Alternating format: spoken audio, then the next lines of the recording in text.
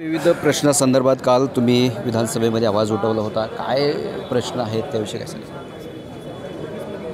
महाराष्ट्राचा होत असलेला विकास, या विकासाच्या माध्यमातून सरकारची असणारी वाटचाल आणि वाटचालच्या माध्यमातून जेवढे महानगर आहेत त्याच्यात मुंबई महानगरपालिका आहे.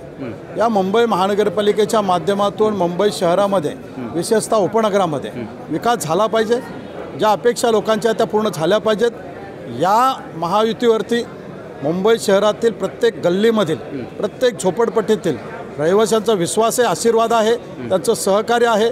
आणि म्हणून या मुंबई शहराचा विकास करण्यासाठी, मुंबईतील झोपडपट्टीचा विकास करण्यासाठी, मुंबईतील डोंगराळ भागाचा विकास करण्यासाठी, मुंबईतील काही पर्यटन स्थळ असतील, जसं पवईला डॉक्टर बाबासाहेब आंबेडकर उद्यान आहे, मोठं उद्यान आहे, बाजूला पवई तलाव आहे, छोटा काश्मीर आहे, अशाचा विकास झाला पाहिजे. पर्यटन स्थळ तयार झाले पाहिजेत.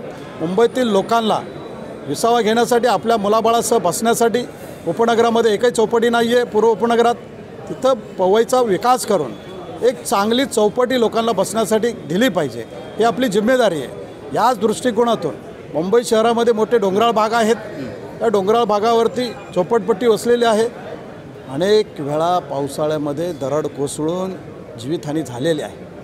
आणि म्हणून अशा पद्धतीने जीवितहानी होऊ नये, मेल्यानंतर त्यांना आपण मदत करायची, त्यापेक्षा जिवंतपणे त्यांना मदत करून त्यांचा आशीर्वाद घ्यावेत, अशी माझी भावना आहे.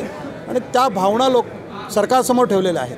आणि म्हणून मुंबई शहरातील डोंगराळ भागावरती असणाऱ्या झोपडपट्टीचं सर्वे करून कायमस्वरूपी त्यांना त्यांच्या मुलाबाळाचं हक्काचं घर द्यावं, ही शासनाकडे मागणी आहे. येत्या 5 तारखेला डोममध्ये दोन्ही ठाकरे एकत्र येणार आहेत. मोठी विजय सभा आहे. कसं बघता याकडे?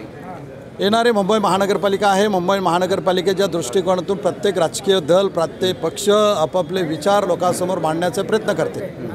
महायुतीचे विचार आम्ही आमच्या माध्यमातून मांडतो आहे. या मुंबई शहरातील लोकांचा विश्वास महायुतीवरती आहे. त्यामुळं कोण एकत्र येतं आहे, कोणाचा घटस्फोट होतो आहे, याच्याशी महायुतीला काही घेणं देणं नाही आहे. आमचं काम आहे लोकांच्या भावना, लोकांचा आदर करणं, लोकांचा सन्मान करणं. ते आम्ही करत राहू आणि या मुंबईचा विकास करत राहू. राज्य शासनाचा जो हिंदी सक्तीचा निर्णय घेण्यात आला होता, मराठी माणसाला गृहीत धरलं होतं. असं कुठे सक्तीचा विरोध केलं नव्हतं. हिंदी सक्तीचे केले नव्हते. हा जो GR तुम्हाला वाटत असेल तर याच्या अगोदर एक कायदा केलेला आहे की या महाराष्ट्रामध्ये, या मुंबई शहरामध्ये मराठी सक्तीची आहे. कुठल्याही प्रांतात असेल, कुठल्याही शाळेत असेल, त्यामध्ये ही मराठी शिकवली जाईल आणि मराठीच शिकवली जाईल. मराठीच भाषा शिकणं गरजेचं आहे आणि मराठी भाषा आपली वाढली पाहिजे. धन्यवाद. तुम्ही आमचे संवाद साधल्याबद्दल. हे होते चांदिवली विधानसभेचे आमदार दिलीप लांडे. मी गुणवंत दांगड, DRV न्यूज, मुंबई.